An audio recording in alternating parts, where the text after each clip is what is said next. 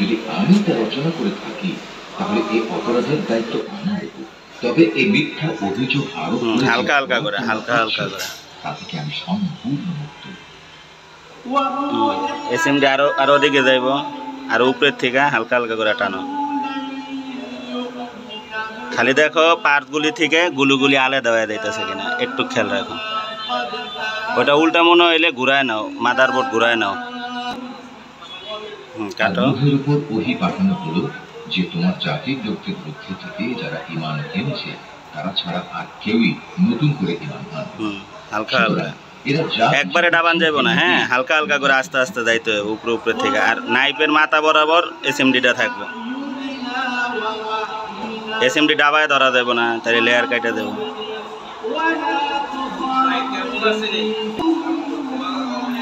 এই ক্যাপের এই জায়গাটা দিয়ে হালকা, বড় ক্যাপের এনে ঢোকে না এখন পুরা।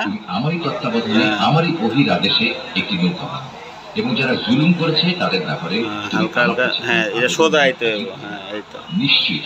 নিচের সাইডটা দেখো।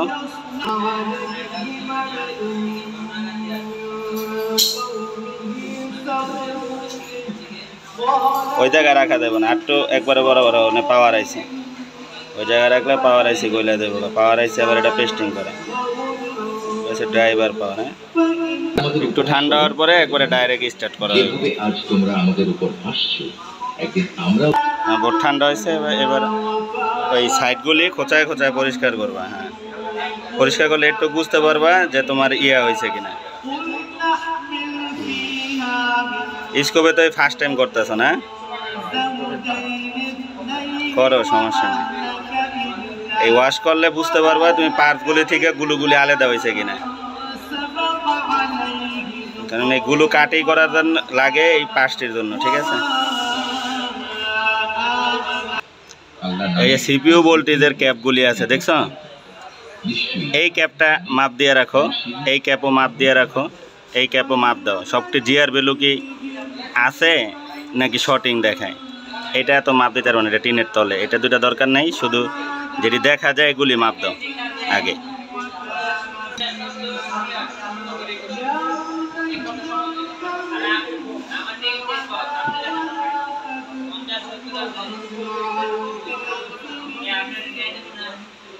অতঃপর সে নৌকা পাহাড় সম বড় বড় ঢেউয়ের মধ্যে ঠিক আছে, তাহলে এটা মাপ দাও। নৌকা ছেলেকে নৌকায় আরোহণ করার জন্য ডাকলো।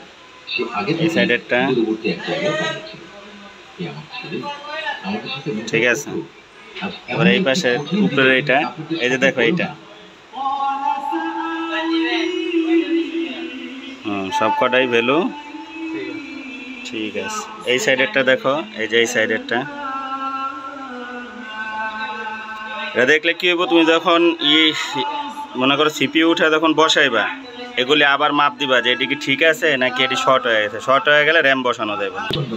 যদি কোনোটার মনে হয় যে ভ্যালু তুলনামূলক মনে হইতেছে কম, তাহলে আমরা আগে বিট ম্যাপে দেয় মাপ করবো যে এটা কোন জায়গায়। এটা হয়েছে দেয় এই দুই জায়গায় সিপিইউর আর এই সেই বড় ক্যাপটায়, ঠিক আছে।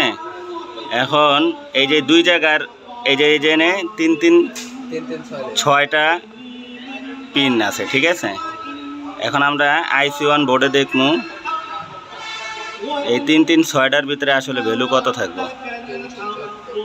ভ্যালু কত থাকবো এটা দেখাইতেছে 314। আচ্ছা আমরা আবার একটু বিট নেব। 1 2 3 4 5 6 7 8 9 10। আমার ছেলে তো আমারই পরিবারের এক সদস্য। আমার আপনজনদের ব্যাপারে তোমার ওয়াদা অবশ্যই সত্য, আর তুমি 1 2 3 4 5 6 7 8 9 10 314 থাকার কথা ভ্যালু, দেখছো। তাহলে এনে কোনো কারণে এই ভ্যালুটা কমে গেছে। হইতে পারে এটার ভিতরে বল মেল্ট হয়ে গেছে, হইতে পারে আইসি নিজে সমস্যা হয়ে গেছে, বা অন্য কোনো সমস্যা। আমরা কি করবো, র্যাম যেহেতু এটা আমার অটো ইডেল মোডে চলে গেছে, আর অটো ইডেলে যাই সিপিইউ র্যাম থেকে ইএমএমসি থেকে আলাদা হয়ে যাওয়ার কারণে, ঠিক আছে, অটো পুটে জায়গা যখন র্যামটা সিপিইউ থেকে আলাদা হয়ে যায়, ঠিক আছে, এই কারণে অটো পুটে জায়গা। এই জন্য জিআর মানে একটা ঝামেলা আমরা দেখলাম। তো আমরা আগে আইসিটা রিমুভ করার পরে দেখি যে কি হয়। হ্যাঁ দেখো, যখন আমরা আইসি উঠানোর আগে এই যেই সাইডটা আমাদের খালি করছি হ্যাঁ এই সাইডের সিপিইউ আর র্যামের গ্যাপে আগে থেকে এটারে হালকা করে ধরে রাখবো।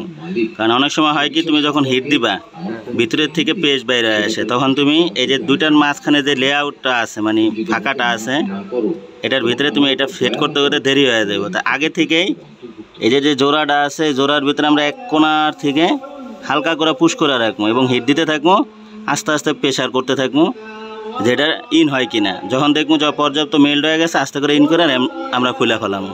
ঠিক আছে, যেহেতু ফার্স্ট টাইম ভয়ের কিছু নেই, আমি যেভাবে বলি তুমি করো, কাজ হোক না হোক কোনো বিষয় না, কিন্তু আগে দেখতে হইব যে এটার আসলে সমস্যাটা কি। ঠিক আছে, এটা তো কাস্টমার কি বলছিল যে 500 টাকায় কাজ করায় আনছে, সিপিইউ রিভলভ করছে, হ্যাঁ এটাকে হিট আপ করে দিছে। হিট আপ করাটা হচ্ছে খারাপ জিনিস, হয়তোবা তোমার তাৎক্ষণিক কাজটা হয়ে যায় কিন্তু এটা পরবর্তীতে ডেড হইলে আর ওঠার সম্ভাবনা একেবারে কম থাকে। ঠিক আছে, আর প্রথমে 330-এ দিব। ঠিক আছে, 330-এ দিয়ে দ্বারা নজল চেঞ্জ করতে হবে। বসায় দাও বসায় দাও। এখন তো নজল লাগানো আছে তোমার 8 mm, আমরা লাগাবো 10 mm নজল। ঠিক আছে, এই যে এটা লাগাই নি নজল, এটা দিন।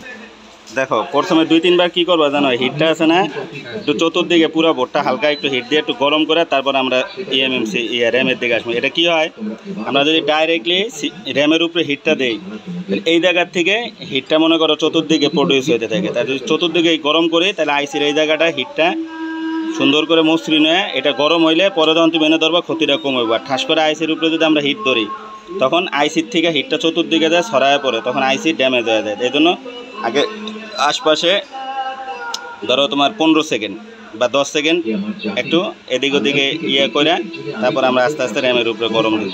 ঠিক আছে, এক একভাবে কৌশল অবলম্বন করা যায়, সমস্যা নেই। পেস্ট এইখানে হালকা দিব এই কারণে দাও, হালকা দাও, হালকা দিবা, খুব ঠান্ডা লাগে, কিন্তু এটা পেস্টের কোনো উপকারিতা নাই, খালি এটা দিলে মাঝখান সোজা একটু ঘুরায় রাখো।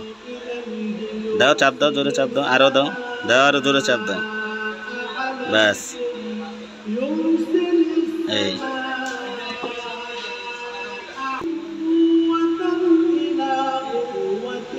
চতুর্দিকে বড় বড় করে ঘুরান দাও বোর্ডের আশপাশ দিয়ে, একটু হালকা করে বোর্ডটা আগে গরম করো। যখন কমো যে ইয়া করতে হটগান সরাইয়া আগে এটা ইন করে লইবা। ঠিক আছে,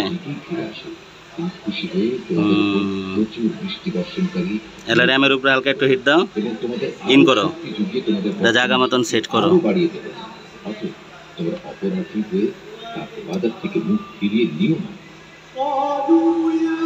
তুমি তো হটগান বামাতে ইউজ করো এই কারণে একটু ইয়া লাগতেছে, সেট হয়েছে কিনা দেখে নি। হ্যাঁ দাও, হিট দিতে থাকো, হ্যাঁ সবাই হিট দিতে থাকো। হ্যাঁ যেই সাইডে তোমার পুশ করবো ওই সাইডটা একটু বেশি সময় ধরে রাখবে, গুলির উপরেই আরো জোরে জোরে ঘুরাইতে থাকো। ওটা সাইডে চাপ দিয়ে দেন, ওই 3 নাম্বারে চাপ দিয়ে দেন। হ্যাঁ এখন আমাদের ইয়ার সাইডে হট হয়েছে, দেন জোরে চাপ দেন, সিলেক্ট হয় নাই। হ্যাঁ ইন করো না, আমি যখন বলবো তখন ইন করবা। হ্যাঁ দাও, দিতে থাকো, ফ্যানটা বন্ধ করে দেন,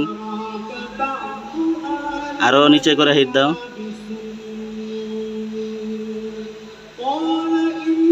ওই কোনা দিয়ে একটু ভালো করে হিট দাও, হ্যাঁ দিতে থাকো, আর একটু নিচে করো, হটগান আরো নিচে করো।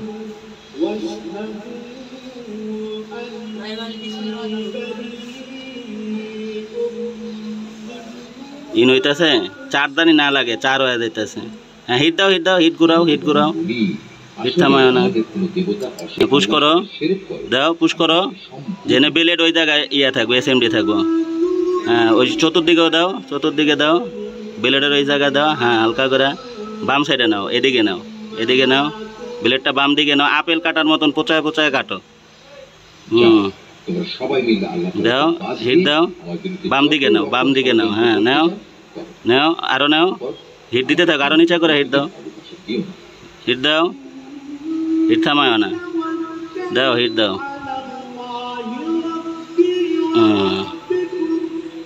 সল করছিল, গুলো আছে,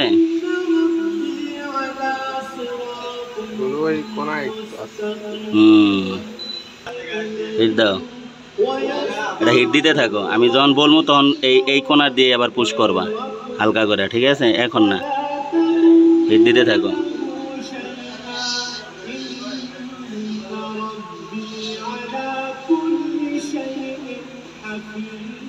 হিট আপ করতে থাকো। এই সত্ত্বেও যদি তোমরা মুখ ফিরিয়ে নাও, জেনে দেখো আমি যে পয়গাম তোমাদের কাছে পৌঁছে দেওয়ার জন্য প্রেরিত হয়েছি, দিতে থাকো, আমি তোমাদের কাছে পৌঁছে দিয়েছি। অচিরেই আমার মালিক দিতে থাকো। অন্য কোনো জাতিকে তোমাদের স্থলাভিষিক্ত করবেন, সে অবস্থায় তোমরা তার কোনো ক্ষতি সাধন করতে পারবে না। অবশ্যই আমার মালিক হালকা করে কর্নার একটু ধরো, দেখো ঢুকে কিনা, ঢুকে ইয়া করে না, এখন দিও না, আরো হিট দাও, আরো হিট দাও, পুশ করো, হিট দিতে থাকো, দিও না, বাইর করো, হ্যাঁ হিট দিতে থাকো, দিতে থাকো, পুশ করো। কঠিন আযাব থেকে রক্ষা করেছি। চারদানি না হয়, ঘুরাইতে থাকো, এসএমটি ঘুরাও, বাম দিকে নাও, বাম দিকে, ওদিকে বাইর করো, ঘুরাইতে থাকো, আরো নিচে করে ঘুরাও, এই সোদা পুশ করো, এই সোদা পুশ করো, পুশ করো, ওই সাইডটা, ওই কর্নারে হিট দাও, উঠছে, ভয়ের কিছু আছে? দেন ফ্যানটা ছাইরা দেন, ঘামায় গেছে গা। আশপাশে কোনো পার্টস ক্ষতি হয়েছে? এই পাশে দুটা ক্যাপাসিটার, এই একটা ক্যাপাসিটার লড়ে গেছে, আর এই সাইডের ক্যাপাসিটার লড়ছে, রেজিস্টার লড়ছে। এগুলি আমরা আগে সুন্দর করে রিসলভ করে দিব, ঠিক আছে? তারপরে বাদ বাকি কাজ ইনশাল্লাহ আস্তে আস্তে করবো, নাকি? এই যে একটা ক্যাপ এইখানে, আর এই রেজিস্টারটা নড়ে গেছে, সমস্যা নেই, ফার্স্ট টাইম তো একটু ভয় লাগে।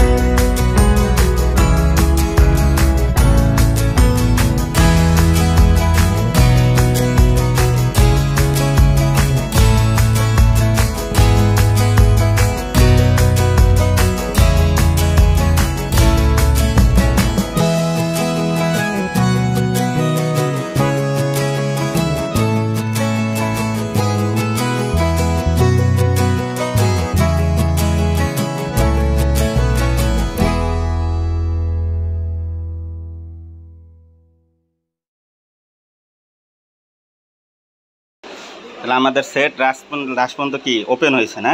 হ্যাঁ ওপেন হয়েছে।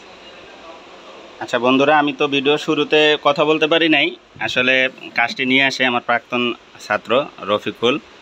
তো ওদের এলাকায় আর কি এই ধরনের কাজগুলি খুবই কম করা হয়, তো এই জন্য আইসির প্র্যাকটিসটা, সিঙ্গেল আইসি মোটামুটি প্র্যাকটিস ভালো আছে, কিন্তু ডাবল ডেকারগুলি একটু ঝামেলা ছিল। তা আজকে ওকে দিয়েই আপনারা ভিডিও শুরুতে দেখছেন যে আমি আইসিটা উঠাই। তো উঠানোর পরে বাকি যে প্রসেসটা ছিল ক্লিনিং করাটা এবং বসানোটা ওইটা আমিই করি, কারণ কাস্টমারের খুব রিকোয়েস্ট ছিল কাজটি জানি হয়। আর এটার আইসি দেখলাম মোটামুটি ভালো ছিল। আর কাস্টমারে কি বলছে যে এটা 500 টাকা দিয়ে আইসি রিভলিং করছে। আচ্ছা, তো 500 টাকা দিয়ে আর কি আইসির কাজ করে নাই, 500 টাকা দিয়ে উনি মূলত এটা হিট আপ করে ওনাকে চালু করে দিছিল। আমরা দীর্ঘ প্রায় 2-2.5 ঘন্টা চেষ্টার পরে সেটটি রান হয়েছে। তো ফার্স্ট টাইম আমরা যেই মিটারে মাপটা দেখাইছিলাম, তো প্রসেসিংয়ের মাঝখানে যখন আমরা র্যাম বসাই আমাদের ওই মানটা কি এই শর্ট হয়ে গেছিলো। হ্যাঁ, পরে আমরা শুধু আবার র্যামটাকে উঠাই আবার রিভলভ করে বসানোর পরে দেখি যে হ্যাঁ, তারপরে আমাদের সেটটি ঠিকঠাকভাবে যেই মান থাকার কথা সেটা ছিল এবং সেটটি রান হয়েছে। উল্টা করে ধরেন। তো স্টুডেন্টকে এটাই বুঝাইছি যে কাজ কোনোটাই কঠিন না। তো ওরে বললাম যে ওদের এলাকায় তো এই কাজের ইয়াটা খুবই কম, চাহিদাটা খুবই কম, মানে ডাবল ডেকার আইসির কাম তেমন আসে না, এই জন্য হাতটা কাঁচা, কিন্তু সিঙ্গেল আইসিগুলি করতে পারে। তো এই জন্য আইসিটা ওকে দিয়ে উঠাইলাম যাতে আত্মবিশ্বাসটা বাড়ে। তো আপনারাও দোয়া রাখবেন যেন প্রতিটি মানুষকে এভাবে কাজের সঙ্গ দিতে পারি এবং অবশ্যই সবাইকে ভালো কিছু দিতে পারি। সকলেই ভালো থাকবেন, সুস্থ থাকবেন। আজকে এই পর্যন্তই। আল্লাহ হাফেজ।